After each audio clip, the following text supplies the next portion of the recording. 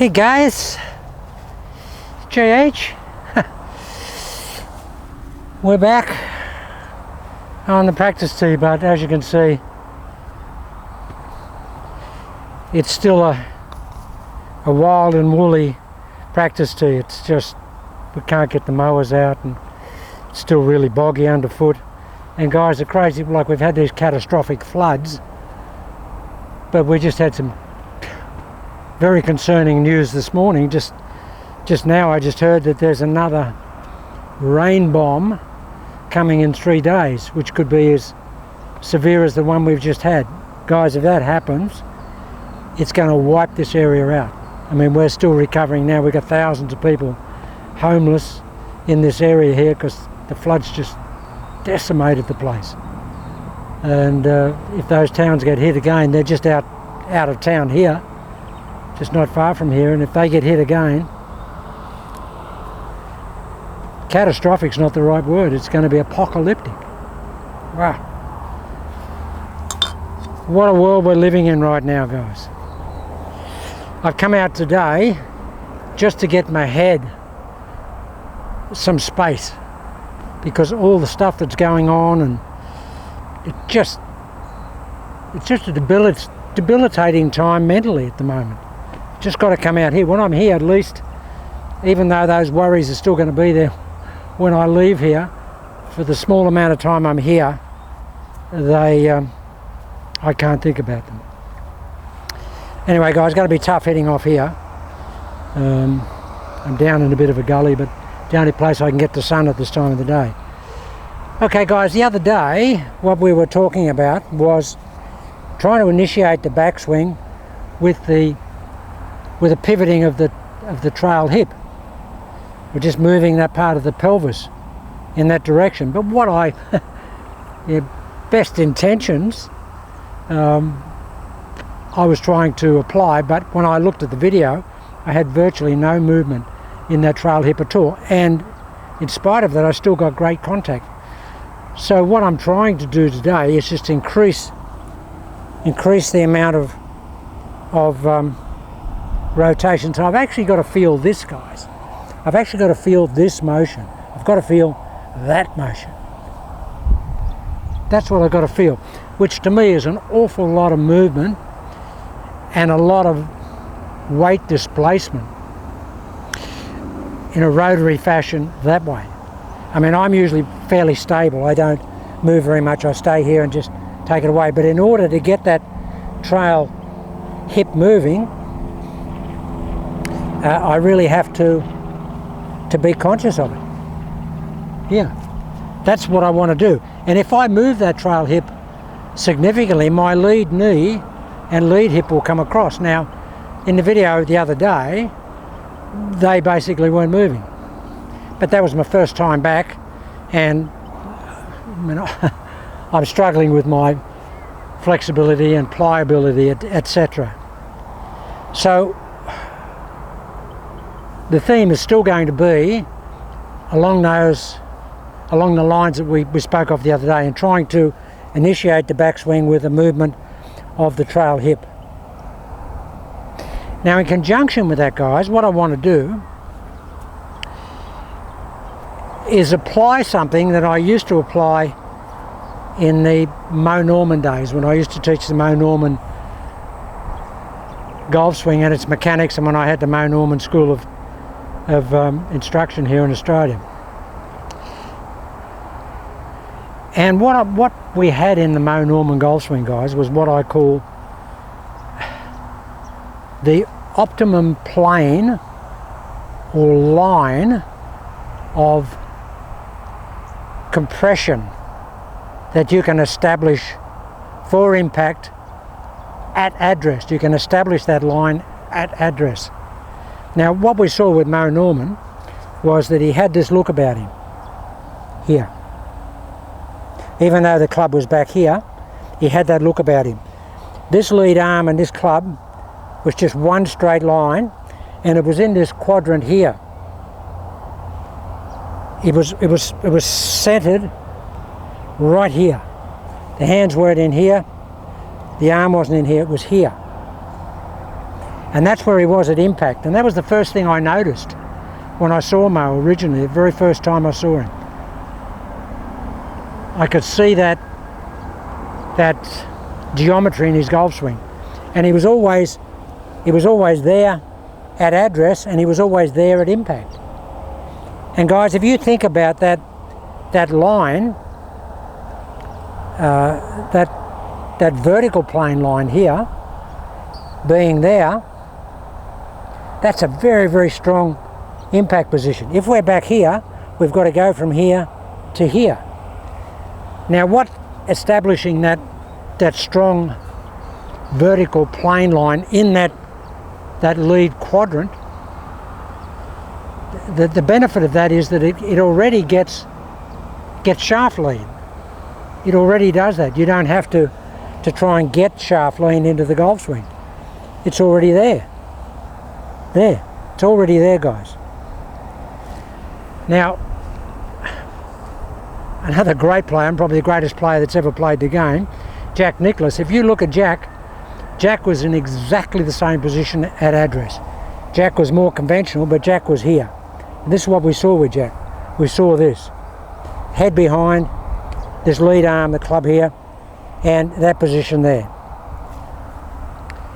Now Jack played the ball up a fair way, like up just inside his left heel. But he was a great ball striker with the long irons. And I think the reason that was because he had this beautiful position here. And he had that at impact. But he established it at address. He wasn't here. He wasn't body centered with his hands. This lead arm and that shaft and everything was in that lead quadrant. This quadrant here. And probably the pec, stabbing it here, and the chest portion here, the nipple here for a guy there, that's where I feel that the shaft comes up and lines up with. Now I call that the line of optimum application of compression. Now, I don't normally do that. I did in the days when I used to do the Mo Norman golf swing, but basically I'm here, guys. I start from here, and I've actually got, you know, quite a bit of difference here. I don't have that, but I did play with that in the early days when I was doing Nicklaus, when I first came into golf. That's how I used to set up, and I really did hit the ball really well. So all we're going to do today is key on trying to start the swing again with that trail hip. And for people that don't, and the reason we're doing that, guys, is that we want to make sure that in the backswing that this all goes back in a sequenced, synchronized, synced up manner. Here. We don't want to go hands, club head, arms. We want to go hip and everything else following, like that. This is going to be really hard to hit off here because I'm in a bit of a gully, but I have to be with the sun, and you know, the grass over there's 6 inches deep. So the main message is we're going to try and increase that turning of that trail hip to start the backswing, and we're going to try and get some angle here at address. Now if you're doing channel lock and you want to have, because we've got the ball a long way back with channel lock off the trail foot, but if it's back there and we have this configuration here, we've got a lot of shaft lean on the golf club. And if we do that, guys, invariably as soon as I do that, club face points over there. So what you've got to do if you want to play it back in the channel lock position off the trail foot, you've got to just close the club face up a little bit, or just square it up. Because as soon as I go there and I go here, that club face turns, you know, 15, 20 degrees that way. So what you have to do is take into consideration that when you push the arm forward and get it into that quadrant, that the face will open if you've got the ball off that trail foot. It'll even open a little bit here. But Nicklaus wanted that because Nicklaus hit that little leak, that little leaky fade. So he actually wanted that, so we always had the club face a little bit open.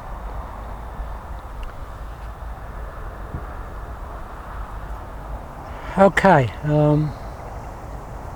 so that's those couple of points. Now, in order to be able to get that, and particularly if you're, if you're a senior player or an older player and not that flexible, if I have my trail foot dead square like that, it locks up the hip and it puts a lot of pressure on my knee.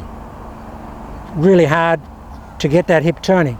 But if I flare that trail foot out, even 30 degrees, it just makes it so much easier to turn that hip. So just flare that foot out. What that will do, guys, as a knock-on effect, is if you have that trail foot flared out like that, on the downswing, the trail heel will evert. It will go this way. Looking at it here, on the downswing, it will go this way. Here, it won't fire out that way. It'll go this way, and that really does stabilise the downswing, which is what Mo Norman had a straight foot configuration, but he was very much this way at impact, and that's why he was such a great ball striker. So that's called everting, and all the great players have done it. Greg Norman, Ben Hogan, Sam Snead, Mike Austin, and of course Mo Norman. But the great ball strikers, they get the heel going this way. They don't get it rolling that way. You can roll it that way. You can lift it, and you can still hit the ball great. One of the best players today on the world tour, on the US tour, is Justin Thomas. Now Justin Thomas is like that. In the downswing he gets here, and he's out there. He hits the ball great. Very upright golf swing, so that probably helps him a little bit. But there's a lot of ways to do it. But that's a rare talent. I don't think that most of us have got that capability. Okay, so we're going to set up here. The first thing I'm going to do is turn that rump, that posterior, that right side or trail side rump. Just turn that. Now as soon as I do that, guys, this all stays in a straight line.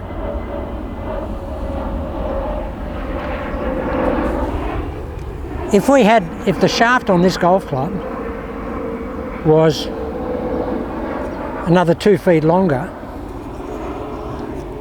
say for example it was this length, and I had it there, that shaft would basically stay in that configuration on my body there, here. It wouldn't move off it. It wouldn't do that, and it wouldn't do that. It would stay there.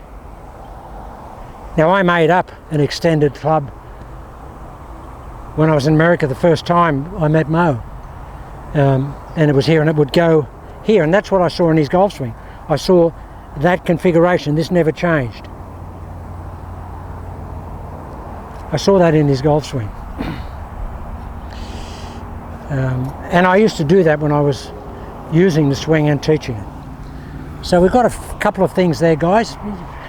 Hard to do them all at once. And the other thing I've done since I've come back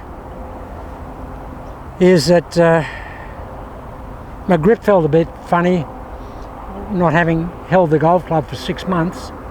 So I changed my grip a little bit in that, guys, I got it right down in the roots and the joints of the fingers on both hands, basically holding it down here. Now what that's done is it just frees up and gives me some mobility in my hands and wrists. And I've got to tell you, I just feel it gives me a little bit more speed. So it's right down, it's not really wedged up here, and that pad still comes into play, but it's really down in the fingers. So we get a lot of wrap. All right, first ball, guys. Really strong over the right shoulder wind. Alright, so here we are here. Going to turn that right foot out a little bit.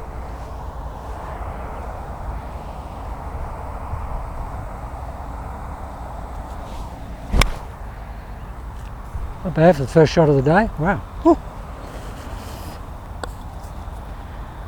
Off that lie, that was really, really good shot.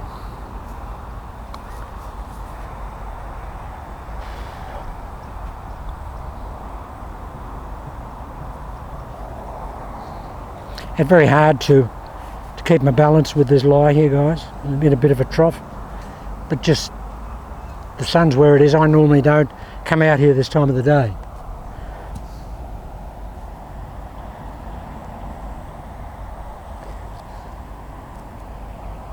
So here it is. Essentially, guys, it's this. That. It's none of this. We've established that strong shaft lean at address, which Jack did and Greg Norman did. It's very much lead side orientation. You're setting up like this, and of course with both Mo and Jack, they got their head way behind the ball and they kept it there when they hit it, which is the hardest thing to do for the club player, the handicap player, is stay there at impact. Because if you stay there at impact, guys, you stay in the shot as well. If the head comes up, you're out of the shot. If the head comes up, invariably moves forward. But if you keep it back, it keeps the body down and you stay in your address shape.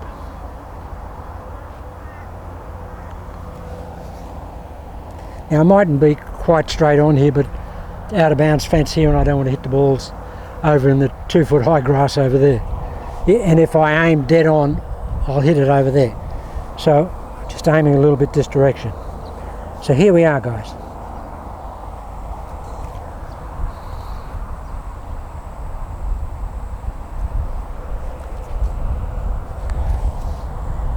Got 5 iron here, guys. So turn that trail foot out. And this is for conventional, like conventional ball position. If you want to play channel lock, we're back here, of course, and we have a lot of shaft angle on, which means you're going to hit the ball a bit flatter. Okay, turn that out.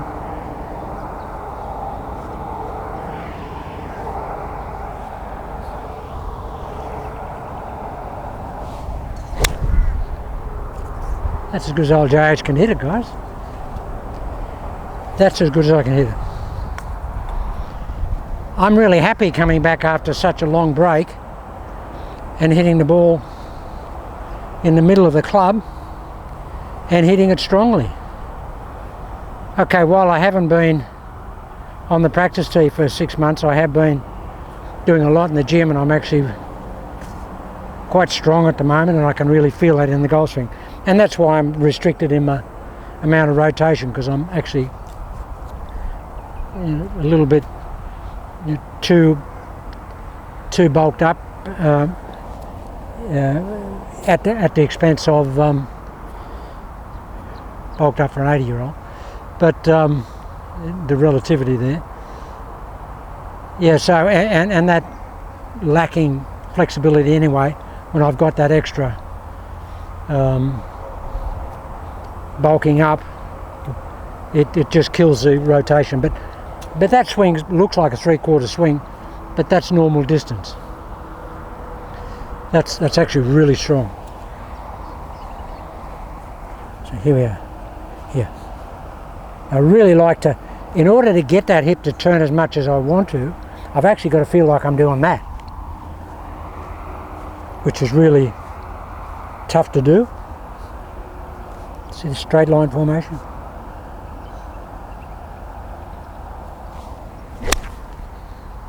That's as good as I can hit it.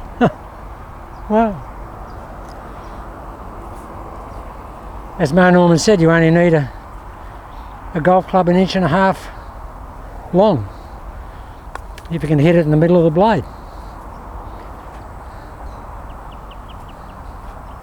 We actually made some golf clubs up once after I came back, because Mo actually mentioned that to me just in passing.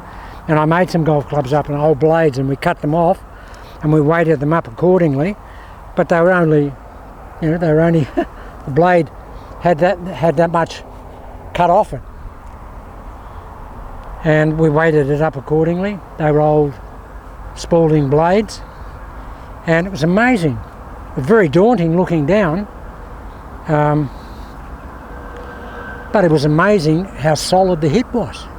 Just extraordinary. Okay, we had a fair bit of weight in the back and lead and what have you, so it made it quite dense. But it was amazing. I actually went and played around a golf with them. I made a set, like from 2-iron down to pitching wedge, and it was just like in the long irons and the 2-iron, 3-iron, it just looked like a razor blade. But it was amazing. I could hit them great. Well, really surprisingly well. All right, I'll just turn around a bit this way. So turn that there, here. Just turn that trail hip. And when you turn that trail hip, guys, the right leg will rotate. Let it rotate. Greg Norman did it in the early part of his career, and it only changed when he went to Butch Harmon. But that was his golf swing. And Sergio Garcia does it. Sergio Garcia does that little sway and that little rotation the same. And if you took that out of Sergio's swing, he wouldn't be the great striker he is. He knows that as well. Okay.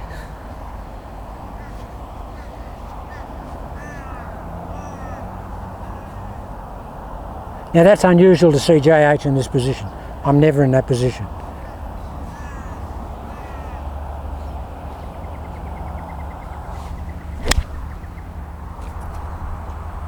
Wow. Considering I'm sort of in this gully, I have to fight my balance a bit. But that's just centre cut, guys. Absolute centre cut.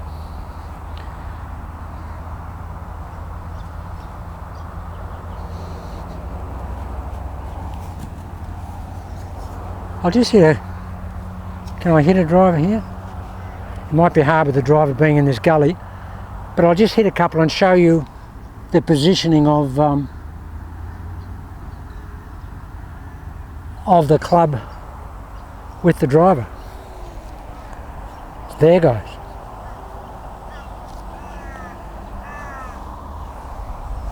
Turn. Yeah.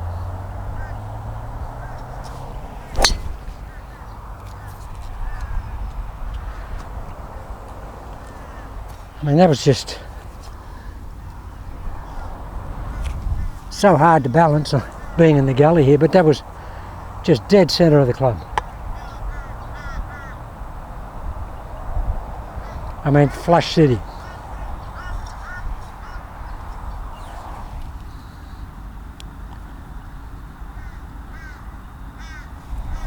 Now, I don't know how much, and it's going to take me a few sessions to get that trail hip moving the way I want it to move. And I can't hit the ball channel lock off the back here, guys, because of where I am. It's just put the ball back in the wrong position. I just wouldn't be able to transfer my weight.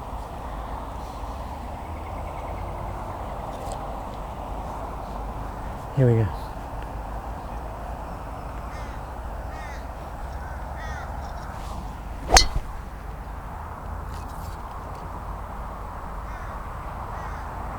Surprising. Okay, guys, well that's just under very adverse conditions. But the theme there is we want to get more integrity in this lineup here. Way more integrity here as opposed to here. And if you're here, it's really easy to push it away. When you're there, it's a sort of a pull away, and there's nothing wrong with a pull away because you get negative loading into positive loading. Okay, so that's just something of just slowly getting back into the theme of the practice tee. If I can get the sun okay, I'll hit a couple of shots down range here. If the sun looks okay, if not, we'll come back later on in the week, and if we don't get washed away with the new weather event. But if I can get some good sun and set up here, I'll hit a couple of shots down range, so you can actually see a little bit of that hip turn if the conditions are okay. If not, I'll see you later on in the week.